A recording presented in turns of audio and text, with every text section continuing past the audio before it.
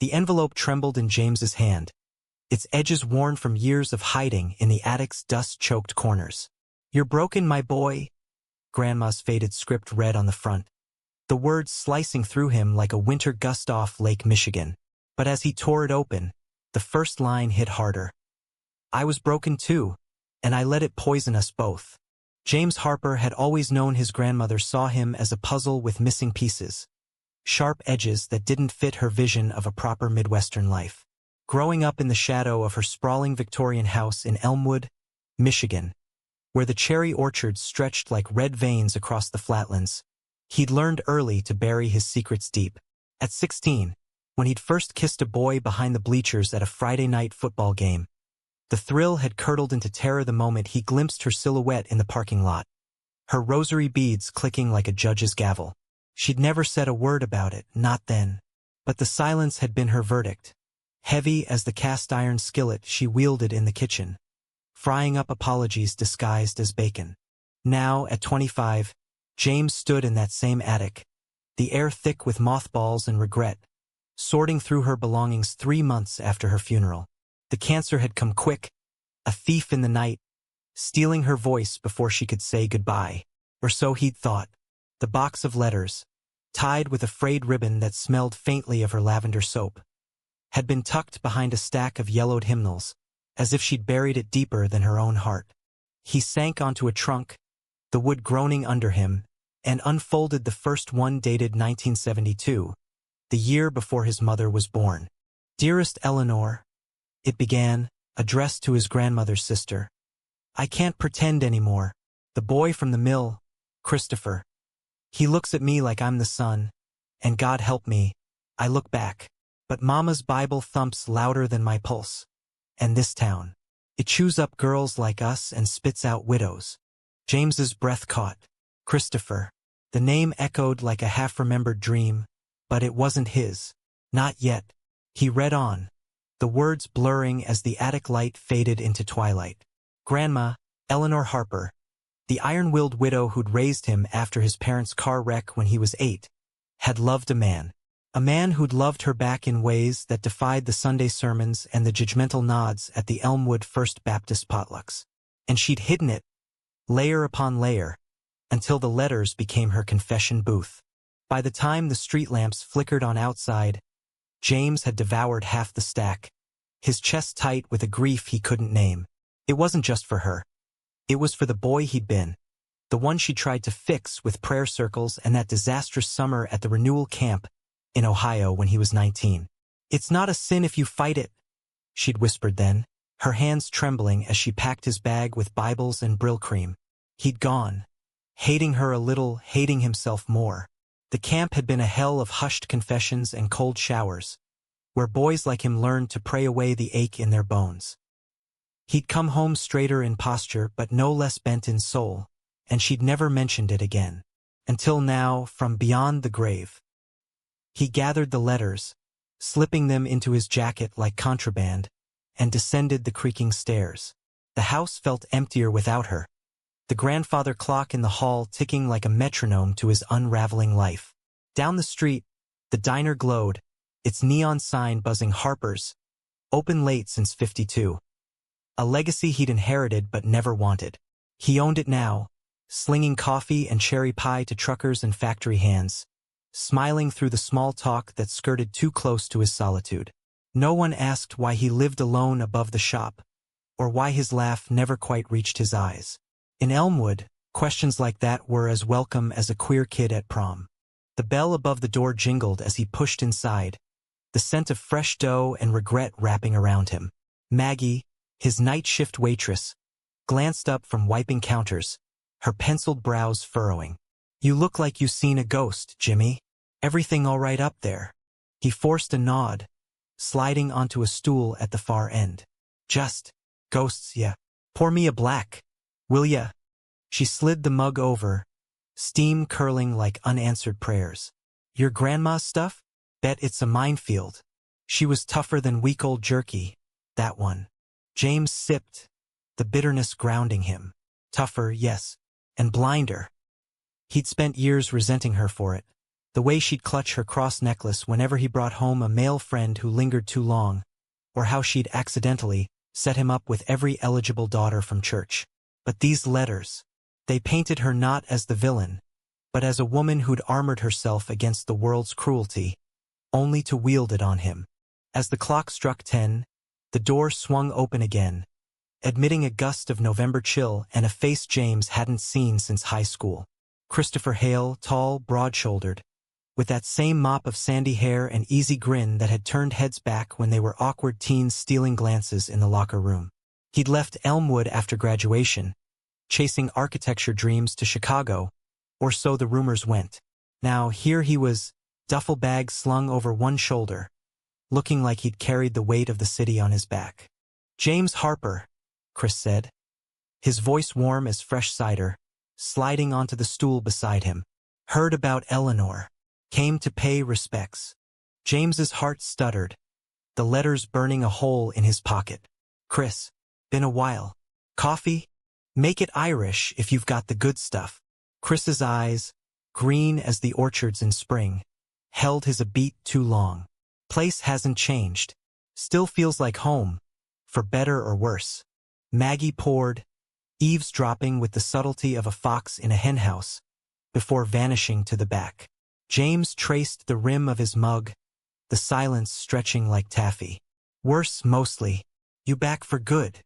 Chris shrugged, the movement pulling at his flannel shirt. "Trying to figure that out.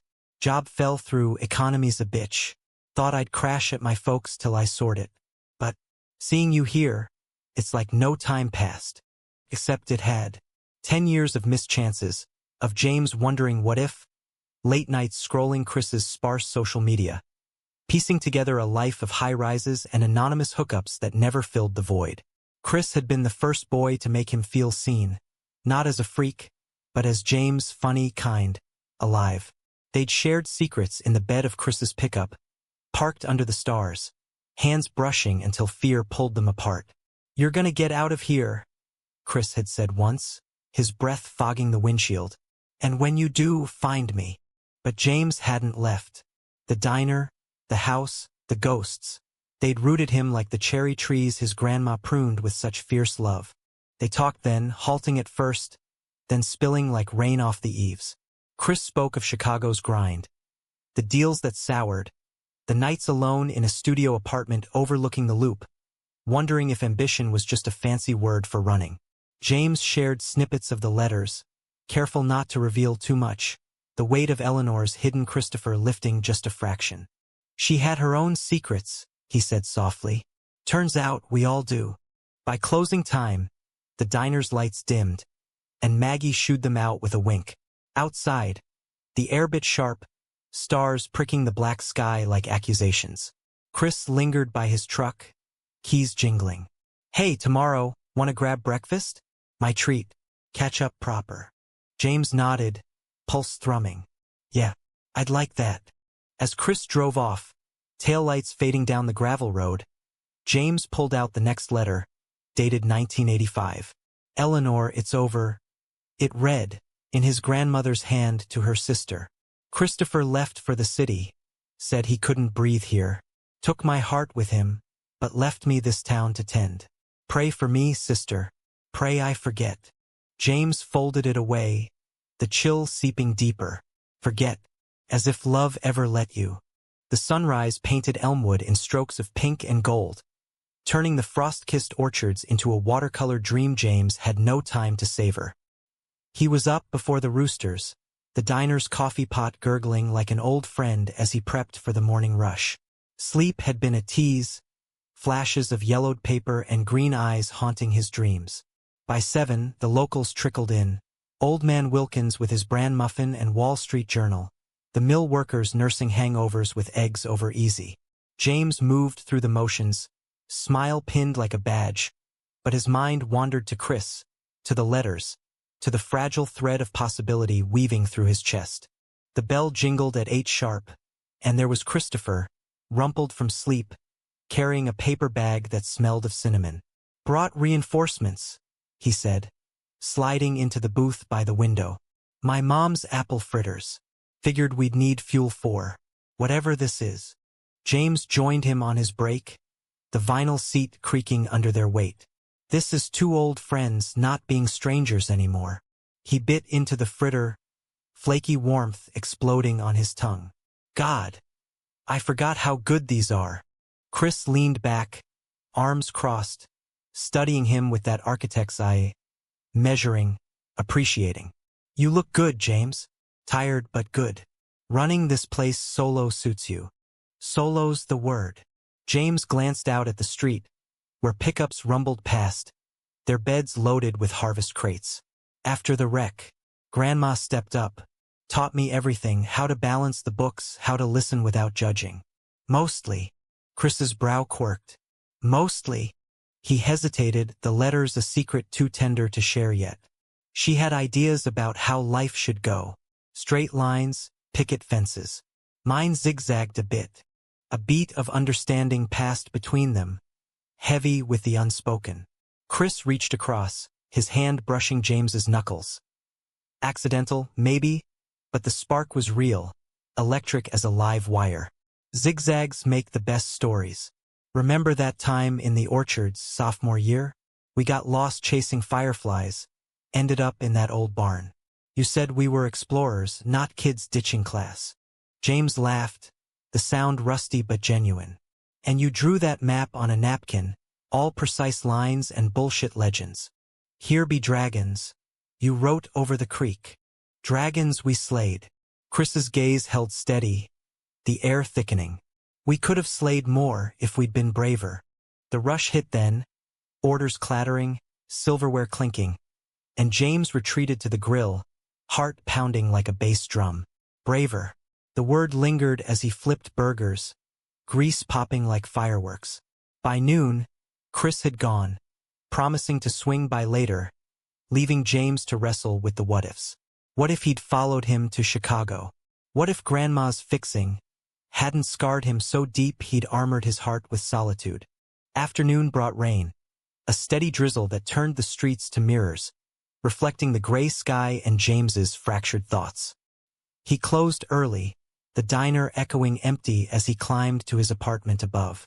The letters waited on the kitchen table, a Pandora's box he couldn't resist. He brewed tea, Grandma's chamomile, the tin dented from years of use, and dove in. The 1990s bundle was thinner, ink faded but words sharp. Sister, one read, the boy's first crush is on that neighbor kid, Tommy Ellis. I see it in his eyes, the same light Christopher had. Lord, what do I do? Mama's voice echoes. Pray it away. But prayer didn't save me from loving him. James's cup clattered, tea sloshing. Tommy Ellis, the freckled boy next door, who'd shared comic books and stolen kisses in the tool shed. Grandma had known. All those years, shipping him off to Bible camp, arranging playdates with girls from youth group, it wasn't ignorance. It was fear, her own ghosts clawing at her throat. A knock shattered the quiet. Chris, soaked from the downpour, holding a six-pack and a sheepish grin. Figured you could use company. Rain's biblical out there. James stepped aside, the warmth of the apartment a balm against the storm.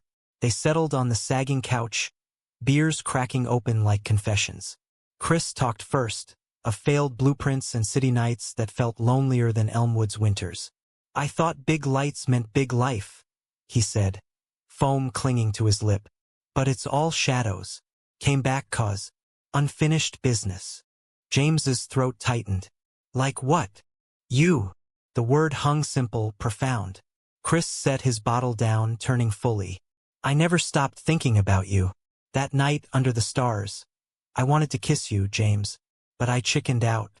Ran instead. The rain drummed harder, a curtain sealing them in. James's pulse roared, the letter's revelations fueling a courage he'd long buried. I wanted it too. Still do. Chris closed the gap, his hand cupping James's jaw, gentle, questioning. Their lips met, tentative at first, then deepening with the hunger of lost years. It wasn't fire. It was hearth warm, steady, home. They broke apart breathless, foreheads pressed, the world narrowing to this couch, this moment. Stay, James whispered. All night. Chris's eyes searched his. Every night, if you want. Dawn found them tangled in sheets, the rain a soft lullaby. But as Chris slept, James slipped downstairs to the letters, the high of the night tempered by dread. Love like this, it came with barbs in Elmwood. Grandma's shadow loomed, her fix a warning etched in his bones. Weeks blurred into a tentative rhythm, Elmwood's winter settling like a quilt over their budding world. Chris found work at the local lumber yard, sketching mill upgrades by day, while nights belonged to stolen hours, dinners at the diner after close, drives to the lake where they'd park and talk until the fog rolled in off the water. James shared more of the letters piecemeal, testing the waters. She loved a man named Christopher.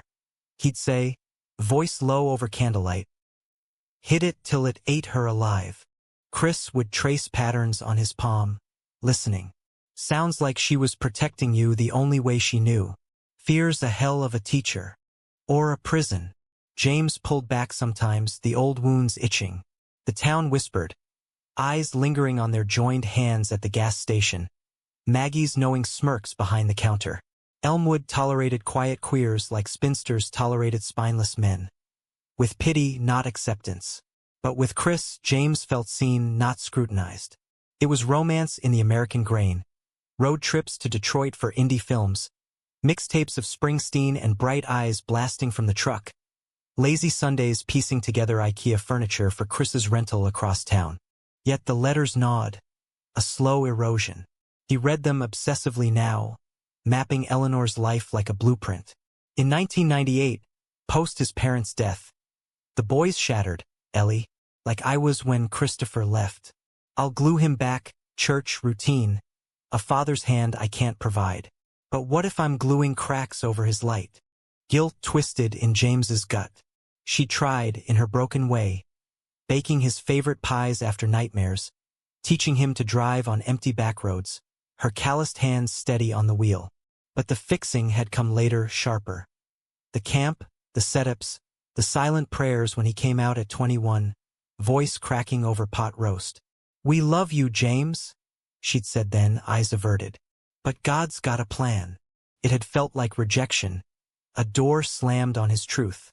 One February evening, snow blanketing the orchards like sugar dust, Chris proposed they make it official.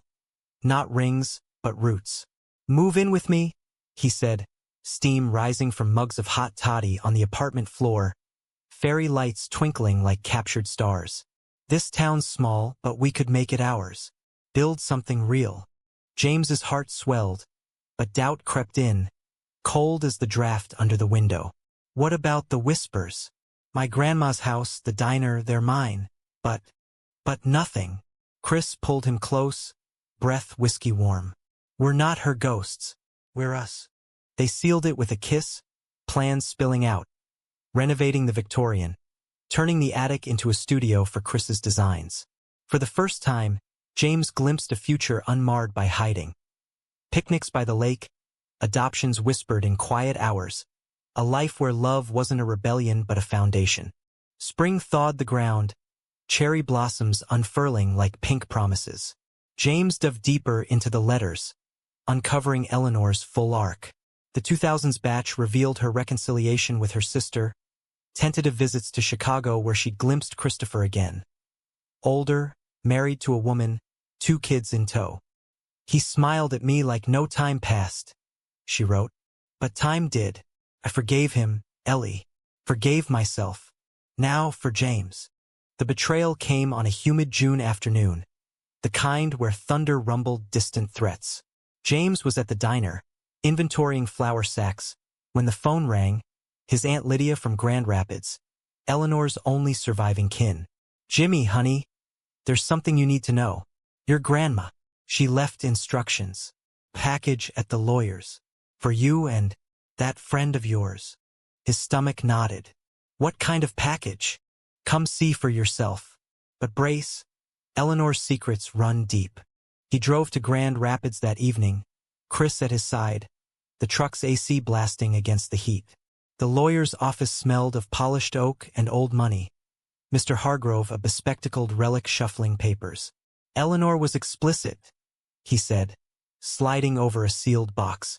To be opened only after her passing, and only by you, James, with a witness she trusted. Chris squeezed his hand under the table. Inside, more letters, fresh ones, penned in her final weeks, alongside a deed, to the house, the diner, everything. Split evenly between James and Christopher Hale. James's vision tunneled. Hale? As in, you? Chris paled, jaw slack. She called me last fall. When the chemo started hitting hard. Wanted to talk, make amends. I didn't tell you cause.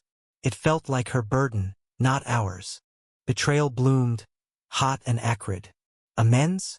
For what? Stealing her heart and running. And now this? She trusted you with half my life. James, wait. But he was out the door. Box clutched like a grenade. Tires screeching on the interstate back to Elmwood. The drive home was a blur of tears and taillights. The letters spilling from the box onto the passenger seat like accusations. How long had Chris known? Had he come back for the inheritance or for James? The romance they'd built. Was it built on Eleanor's ghost? He burst into the apartment, flinging the box at the wall. Papers fluttered like wounded birds. Chris arrived an hour later, rain-soaked again, eyes pleading. It wasn't like that. She reached out, said she regretted pushing you away, wanted to make it right. Gave me the deed as insurance. Keep him grounded, she said. You're the one who got away, but don't let him. James whirled, voice breaking. You lied. All those talks about zigzags, about us. She orchestrated it. No. Chris stepped closer, hands raised. I came back for you. The deed was her way of saying sorry to both of us. Read the letters, James. Please. But pride burned brighter than reason. Get out. Chris left at dawn, the door clicking shut like a final period. James collapsed amid the chaos, sobbing into the faded script. Eleanor's words swam. If you're reading this, I'm gone. And if Christopher's there, tell him I never stopped loving him. Tell James, I was wrong. His light isn't a flaw, it's my legacy. Forgive me, boy. Love like I couldn't. Fierce, free. The high of spring crashed into summer swelter, Elmwood pressing in like a too-tight collar. James threw himself into the diner, barking orders at Maggie, ignoring the pity in customers' eyes. Whispers turned to stares. Chris's truck gone from his folks' drive. Rumors of him packing for Chicago again. The betrayal festered. A wound he prodded in solitude. The letters his only companions. Eleanor's confessions wove a tapestry of regret.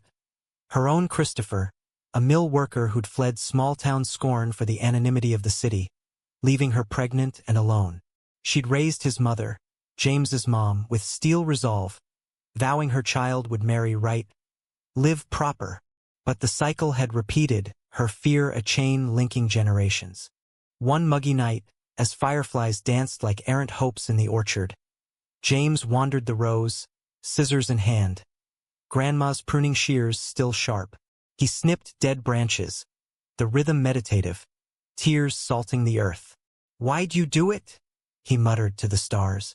Why couldn't you just love me as I am? Lightning cracked, illuminating a figure at the tree line. Chris, duffel in hand, face etched with defeat. One last try, he called over the rumble. Then I'm gone, for real. James froze, shears dangling. What's left to say? Everything. Chris approached, rain starting in fat drops. I loved her, yeah, platonically at the end. She was family in a twisted Harper way. But you're my unfinished blueprint. I stayed quiet 'cause I thought it'd hurt less. Stupid. It hurt more. Thunder rolled, the storm breaking. James dropped the shears, stepping into the downpour. You broke me, Chris. Like she did. I know. Chris cupped his face, thumbs brushing rain or tears. Let me fix it. Not like her, with control. With truth. Their kiss was salt and storm, desperate, redeeming. No lightning struck them down. The world didn't end. They stumbled back to the house, soaked and shaking, collapsing in the attic where it began. There, amid the dust and letters, they read the final ones together. Eleanor's absolution, her blessing scrawled in fading ink. Build your life, James. With him, without shame. That's the real inheritance. Fall arrived in Elmwood like an old lover. Crimson leaves carpeting the orchards. The air crisp with cider and change. James and Chris navigated the fragile peace. Apologies layering like fallen foliage. Chris unpacked his duffel in the Victorian spare room. Not the master. Boundaries first, trust a rebuild. They worked the diner side by side. Chris's sketches transforming the menu board into art. James's quiet strength anchoring the chaos. Romance bloomed anew, softer now. Walks hand in hidden hand through the harvest festival. Stolen glances over pumpkin pie. Nights where words wove tighter than limbs. But the letters lingered, a third presence in their bed. James shared them all, page by page. Chris's reactions a mirror to his own. Shock at Eleanor's youthful fire. Sorrow for her silenced love. Awe at her late-won wisdom. She was queer in her heart, Chris said one evening, as they pored over a photo tucked in a 1975 envelope. Young Eleanor, arm in arm with a handsome stranger under Chicago's L tracks, both laughing, free, just trapped in a straight world's cage. Like us, James murmured, tracing the faded smiles. But she broke the key. The conflict simmered beneath, not gone. Town tongues wagged. Pastor Reynolds cornered James after service, Bible thumping. Eleanor's rolling in her grave, son. This path ain't godly. James stood firm, chin lifted. She'd want me happy, Pastor. Read her letters sometime. Deeper cuts came from within. Aunt Lydia visited, her perfume cloying as judgment, eyeing Chris like a stray dog. Eleanor meant well with that deed, she said over tea, voice syrup sweet. But splitting it? With him? The scandalous. Sell up, Jimmy. Start fresh in the city alone. James's grip whitened on his cup. Alone's what she wanted for me. Taught me. I'm done with that lesson. She left in a huff, but the seed planted doubt. Nights, James lay awake. Chris's snores a steady rhythm, wondering if the inheritance was curse or gift. The house creaked with memories, his parents' laughter echoing from the kitchen, Grandma's hymns from the parlor. Could he rewrite it with Chris, or was love just another renovation doomed to sag? October brought the Harvest Moon Festival, Elmwood's veins pulsing with hayrides and bonfires. James and Chris manned a booth, selling cherry cordials and Eleanor's recipe for spiced cider. Laughter flowed easy, locals thawing under the firelight. Old Wilkins clapping Chris on the back, Maggie toasting with a wink. For a moment, it felt possible. A queer love woven into the town's fabric, not fraying it. Then the high wire snapped. A letter arrived, not from the attic, but forwarded from Chicago. Christopher Sr., Eleanor's long-lost love, frail now at 78, cancer mirroring hers. Tell James, it read in shaky script, that his grandmother saved me once, ran away with me for a weekend in 73, drove to the dunes, danced on the beach like fools. She chose Elmwood for the boy she carried, his mother, but she never stopped being wild. Honor that son, and tell my namesake. I'm proud he came back for you. James's hands shook as he handed it to Chris, the parallels a gut punch. Your dad. Chris nodded, eyes glistening. Called me last week. Wanted to meet, proper. Before it's too late. The revelation cracked open old fissures. You knew? And didn't say? Not like this, I swear. He reached out after Eleanor's service.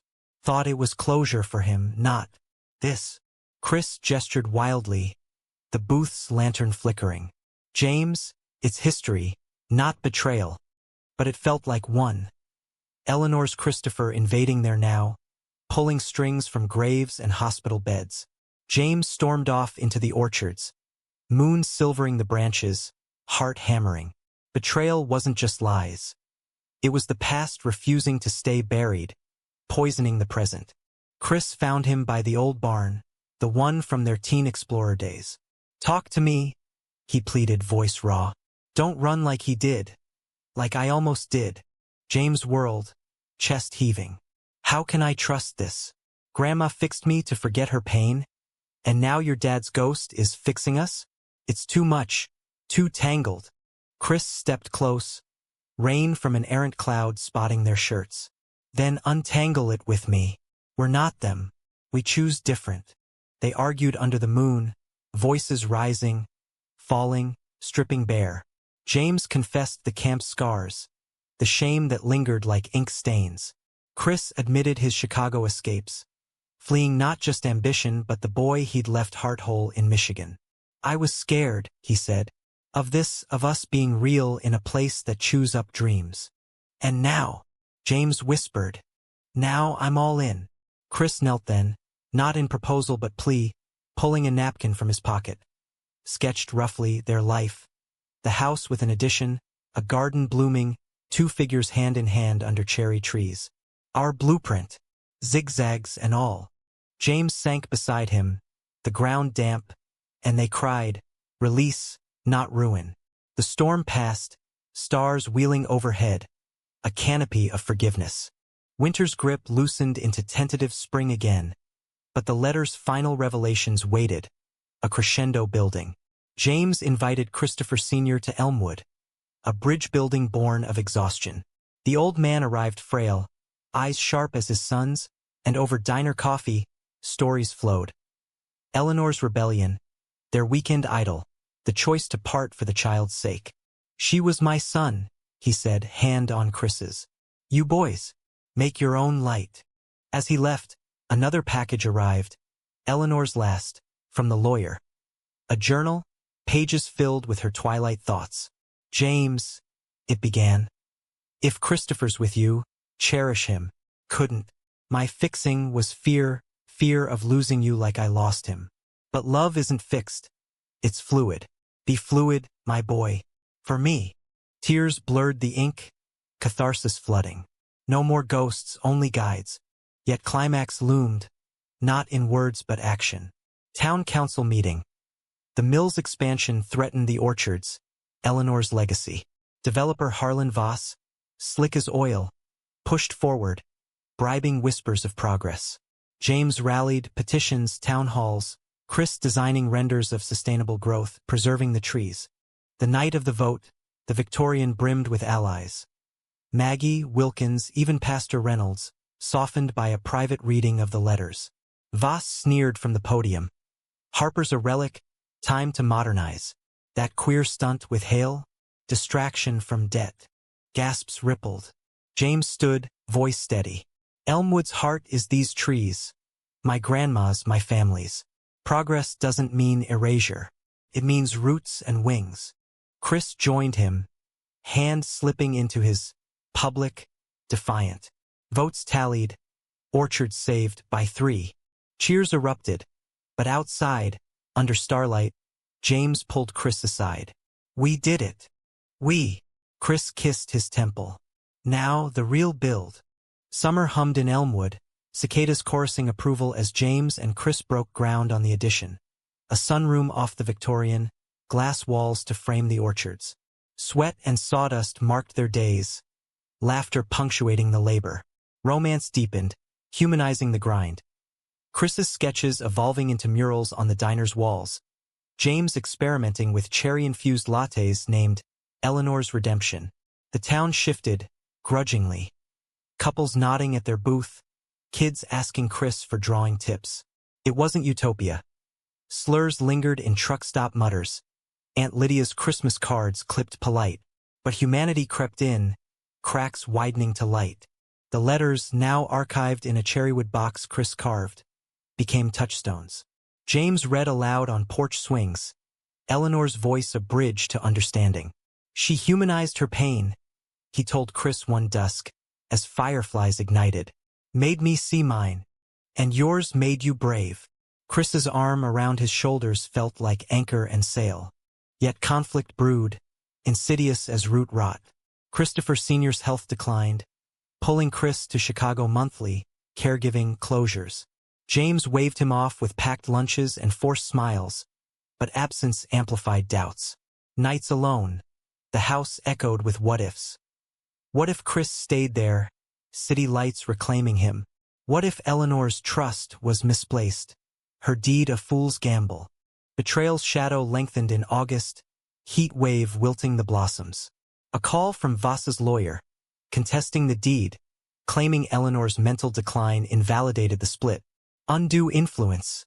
The voice droned. Hale's involvement raises questions. James's blood iced. Undue influence. From a dying woman's love? He confronted Chris upon his return, journal thrust like evidence. Did you know? Push her. Chris recoiled, face ashen. God, no. I visited once, listened, mostly. She insisted on the deed, said it was her fix for us both. Us both. James's voice cracked. Or her guilt, playing matchmaker from her deathbed. The argument escalated, words weapons. James accusing manipulation, Chris defending honor. You're projecting her fears onto me, Chris shouted, pacing the kitchen. I'm not running. I'm here building. Then prove it. James hurled the challenge, heart fracturing. Sign it over, the diner, the house. Walk away clean. Silence deafened. Chris's eyes hardened, hurt flashing to resolve. If that's what you need, fine. He grabbed keys, storming out into the night, truck roaring to oblivion. Alone, James crumbled, the journal spilling open to Eleanor's last entry.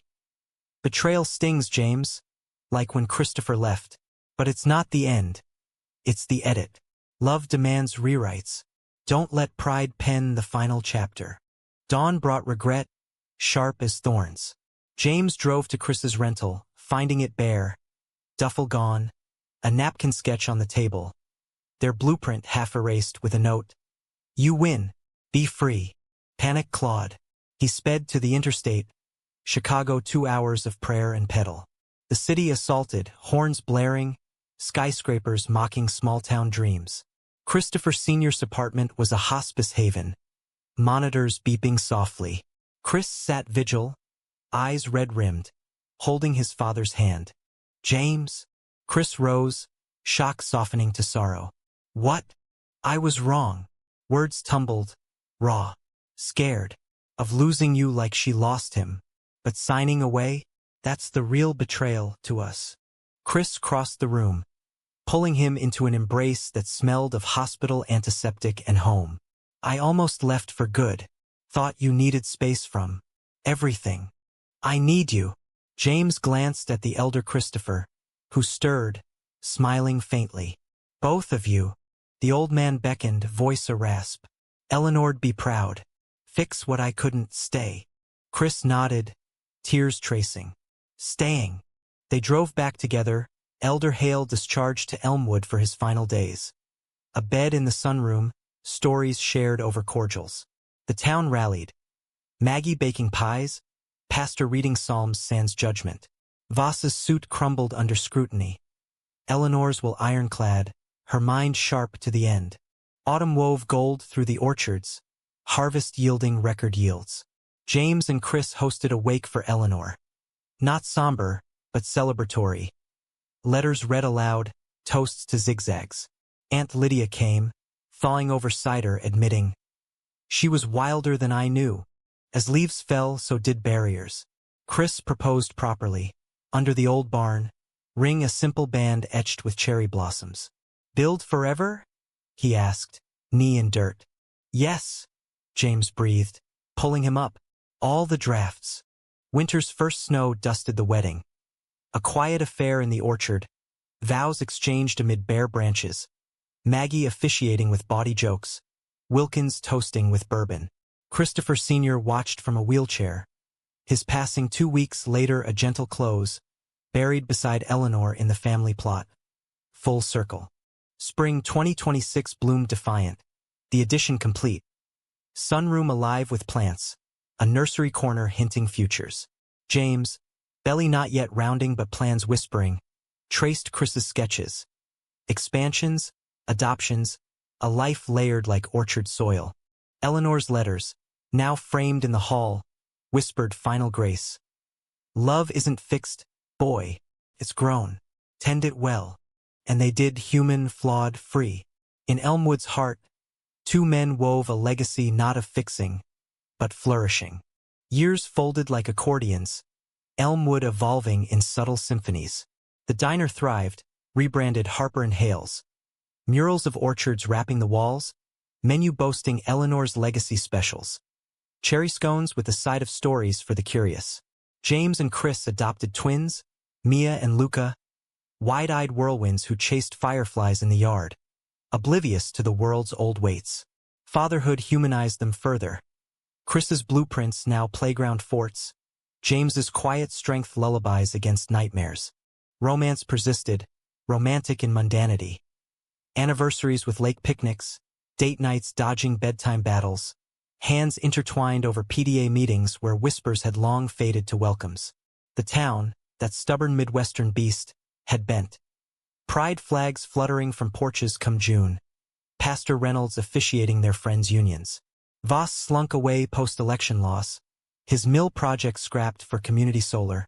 Chris's design, green as hope. Yet drama lingered, life's uninvited guest. Luca, at 5, came home from kindergarten with a crayon drawing.